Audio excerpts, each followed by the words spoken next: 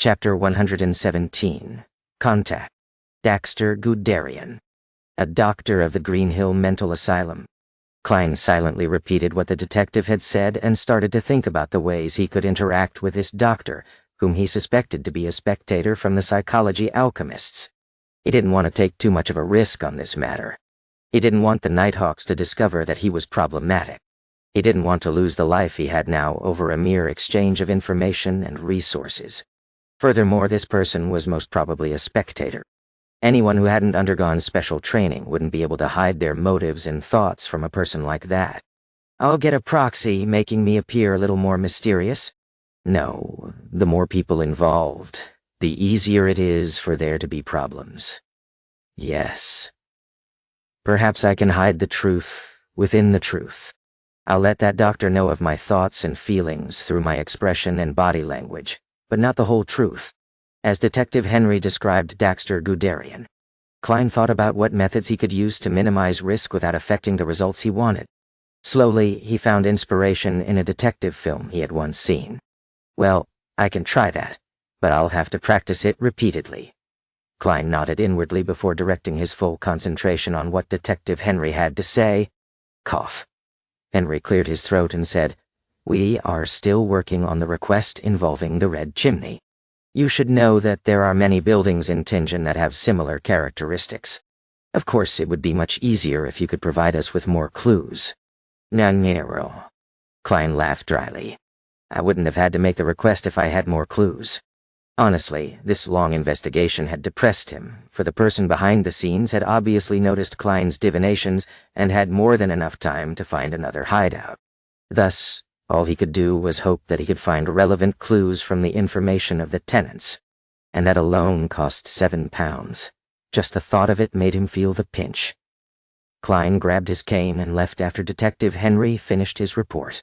At 20 minutes to 9 on a Saturday morning, in an office of the Green Hill Mental Asylum, Daxter Guderian, who was wearing gold-rimmed spectacles, removed his jacket and hat and hung them on the clothes rack.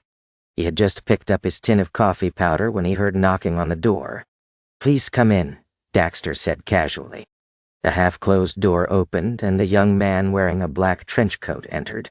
Daxter didn't recognize the person that walked in, so he asked, puzzled, "Good morning, you are?" Klein closed the door, took off his hat, and pressed it against his chest before bowing. "Good morning, Dr. Daxter.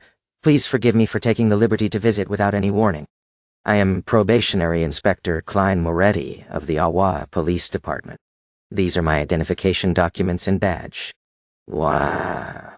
"Inspector," Daxter muttered softly as he received Klein's identification documents and badge. "Special Operations Department." He looked up slowly, his eyes calm, as if he was scrutinizing something. Short black hair, pupils slightly darker than brown, a scholarly aura, no ill intent at the moment. Daxter returned the items and pointed to the chair on the other side of the table. "Please have a seat, officer. How might I assist you?" Klein sat down and placed his cane to the side.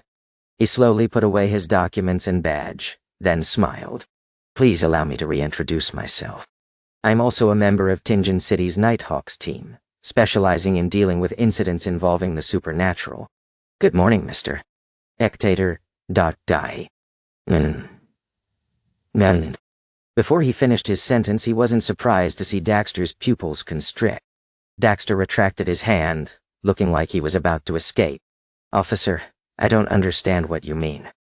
Daxter forced out a few words, almost unable to maintain his form. "I don't like jokes like this. Perhaps I should call security." "Main." Klein slowly took out his revolver from his underarm holster, his smile unchanging. "Mr. Daxter, I know that you can see my confidence and that I do not have any ill intent. Honestly speaking, I wasn't too sure myself, but your reaction gave me the answer I needed.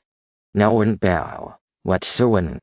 Every sentence I said just now is true," Klein added in his heart. Daxter relaxed slightly, his gaze shooting toward the revolver. He asked, confused, "I find it hard to understand why you came looking for me." "I don't think that I revealed anything." Klein laughed and replied, "It was just a coincidence, or perhaps fate wanted us to meet. We ran into each other once in the underground market at Evil Dragon Bar, but you didn't notice me back then. You were smart to purchase the supplementary ingredients for the potion first, but since I am familiar with that formula, you caught my attention." Daxter suddenly exhaled, as if he just lost the motivation to defend himself. "I see. I thought I was careful enough to think that. After muttering to himself, he looked into Klein's eyes and said, "Officer, I know that you're not here to arrest me. What is your true motive for being here?" With a relaxed expression, Klein said, "I am different from the other Nighthawks. I don't believe that Beyonders not within our ranks are criminals in the making. This is not fair to those who adhere to the law." Daxter changed his posture. He loosened up and said, "The world would be at peace if the other Nighthawks, mandated punishers, and machinery hive mind acted like you. You know of other members from the Nighthawks, mandated punishers and machinery hive mind?" Klein feigned surprise. "This is not something a person who became a Beyonder by mistake should know. There must be an organization behind you." And then, he leaned back and said with a smile, "Psychology alchemists?" He casually watched Daxter's expression contort as he said those words. "I could see that you were anticipating my answer, yet I still missed the bait and fell into your linguistic trap," Daxter said in frustration. He started to notice that the spectator state wasn't omnipotent. He could tell why the other party was here, but it didn't mean he understood the specifics. Klein stroked the cylinder of his revolver and said, "Doctor, we need to have an honest conversation. That can start with me. I don't believe that Beyonders not under management are potential criminals, but I agree that every Beyonder must be registered and monitored. This is a precaution against the risk of Beyonders losing control. It's to avoid the occurrence of something even more dangerous. I won't disrupt your normal life, but I hope that there can be limited cooperation between us." "Limited cooperation?" Daxter asked as if thinking about something. Klein let out a soft chuckle. "Yes, limited. For example, tell me about your condition regularly. You should know that it is possible to save someone who has not completely lost control yet, and the Nighthawks have considerable experience in this regard. Or, if you could give me clues of a Beyonder you know, or a Beyonder in your organization who is about to do something that can endanger the innocent. Or if you would like to exchange something for items that you could make more use of. This is a perk I am giving you. You should know what perks mean. Also, you need not worry about being suddenly prosecuted by members of the Nighthawks, mandated punishers, or machinery hive mind one day. You can live your life in joy and stability. We will give you something you can use to prove your identity. You can use it when you have no other options left." "No." Daxter listened on silently. It was a while before he said, "You want me to betray my organization?" "No, not betray," Klein said sincerely. "This is the protection of justice, morals, and kindness. You are stopping something evil, merciless, and bloody. Other than that, I wouldn't ask you to betray the secrets of the organization you are in."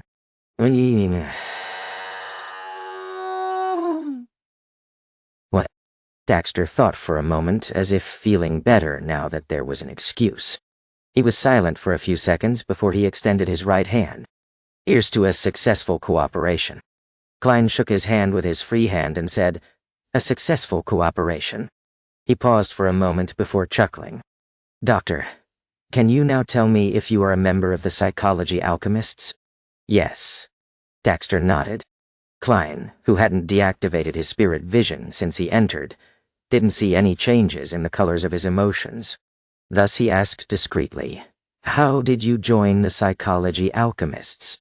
Daxter looked into his eyes and said, "I discovered that there was a patient of this asylum who could see right through me when I was tending to him. His clear mind was nothing like a lunatic. His name is Hood Eugen."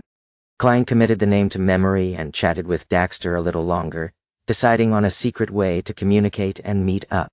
He didn't exchange matters regarding potions, formulas, and rumors for the time being. At an appropriate moment, he bade farewell and put away his revolver before leaving Daxter's office. Daxter exhaled after he saw Klein's back disappear from his field of vision. He slumped into his chair, feeling a little agonized and little relaxed. 36 Zoutland Street. Inside Blackthorn Security Company. Seated behind his desk, Dunn swept the area with his gray eyes and asked, "What happened?" Klein, who was late by about half an hour, organized his thoughts and said, "Captain, I found a Beyonder, and confirmed that he is a member of the Psychology Alchemists.